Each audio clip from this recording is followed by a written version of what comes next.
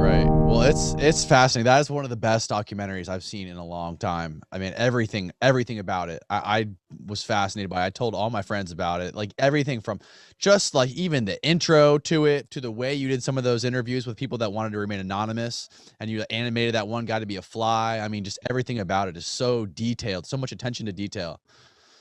Yeah, it's like a twitching cicada, like with a puzzle moving in the background. Yeah. Well, thank you. Yeah. I mean, there were so many things like that when I was recording, or just audio, or when I was in Italy and I wanted to represent Luther Blissett in with some kind of in some sort of visual way, where I was shooting background plates, knowing that I was going to want to animate that in the future, but I didn't know how I was going to financially do it, because because that kind of stuff costs a lot of money. So, the whole time I was in production, it was all independent. So, it was just kind of imagining that at some point in the future, I would get the resources necessary to tell the story that I was hoping to. So I was kind of gambling along the way that shooting background plates in a situation like that, I'd be able to later animate it, and it worked out. But there was no reason to believe at the time that it would have.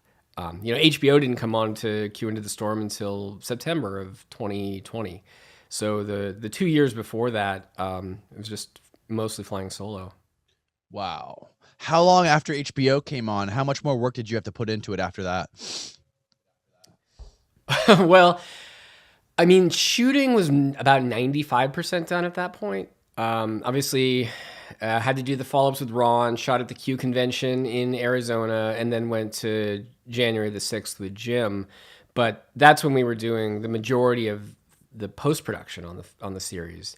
So, I mean, the series hadn't been edited. We didn't start editing until October. So the show itself was constructed in about 4 months' time in post production. So we had to scale up massively almost overnight. And that kind of production schedule for editing an entire documentary series that's this complicated.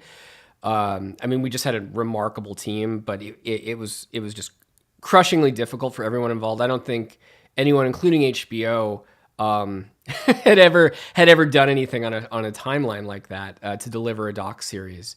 I had done some editing prior to it. I had cut about 80, 90 minutes of scenes, and that's what I took out to HBO. And I said, here's what I think it's going to look like. But obviously, even those scenes changed along the way.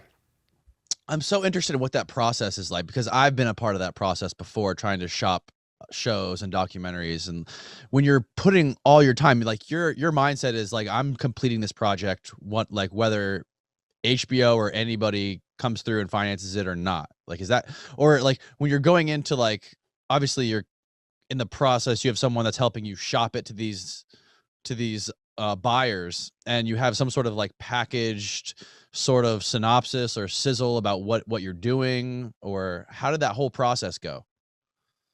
Yeah, it's always a little bit different. We had above average security concerns for this project. um, yeah, we're dealing with a lot of people who are world class hackers. Whether it's and I was filming with people on both sides, so you have who are trying to sort of destroy the other side. Whether it's the guy who uh, claims he was the founder of Anonymous, who was going after Jim and Ron, or vice versa. I mean, Ron, has his own hacking skills, running 8chan, and of course, Fred also has some skills and resources he can tap. So when we were taking it out, we had all kinds of security protocols in place to try to protect the footage, but we also, taking it out, I had to also protect the material. So I couldn't pitch it in the same way I would normally pitch a show. So I put together secure iPads to present that where I took out all connectivity to the internet. And so the only way that you could see the footage that we had constructed was by watching one of these iPads. So that's how you would see the scenes, and I had also just built the story around that. So I had written what I thought would be the 6 episodes when I took it out to HBO, and I didn't take it out to HBO by myself. I mean, it was in the run up to taking it up to HBO. I knew that I needed help.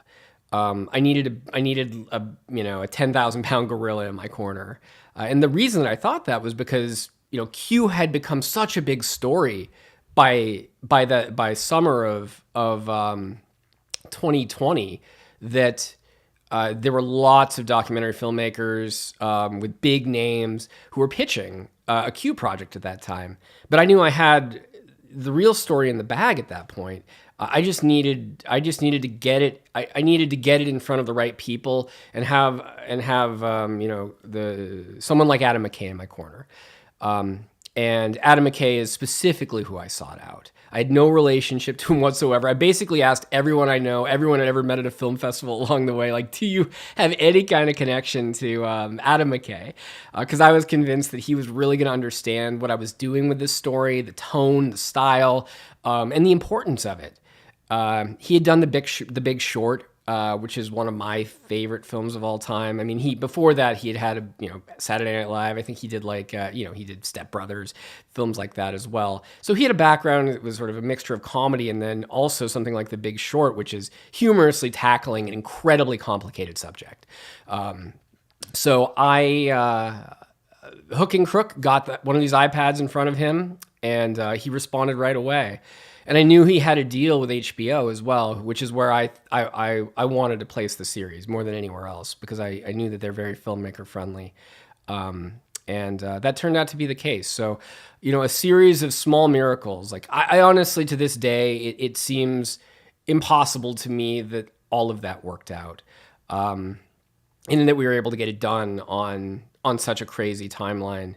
And I couldn't have had a better partner than an HBO. I mean, they really they really let me tell the story I wanted to tell here, and we're good creative partners as well. I don't know what it might have been like with like a Netflix or something like that, but historically HBO has been sort of the bastion for controversial or difficult topics in the documentary realm. Yeah, HBO truly is the holy grail of that kind of content. Any kind of content, as far as stuff that kind of like teeters on the edge, like something like QAnon would. When you talk about those encrypted iPads, were you concerned, like when you were trying to show people this footage or communicate with these networks, were you concerned about people like Ron Watkins or Frederick Brennan somehow getting a hold of it? And what were you actually afraid of? It's hard to know what the exact threat model really was. Right. Who was working with whom? Were there government subcontractors or people who had access to hacking tools or whatnot, who might want to know what any of these sides were doing. So I was trying to protect everyone from everyone. Wow. and minimize the possibility of any kind of a leak, because I took a position of neutrality in this. So I wasn't concerned about one party more than the other. I was concerned about all of them almost equally. Because I just didn't know what the real risk was in that scenario, and I wasn't even sure if it was really a matter of the characters so much as other entities who might be interested in in the footage that I had gathered along the way, right?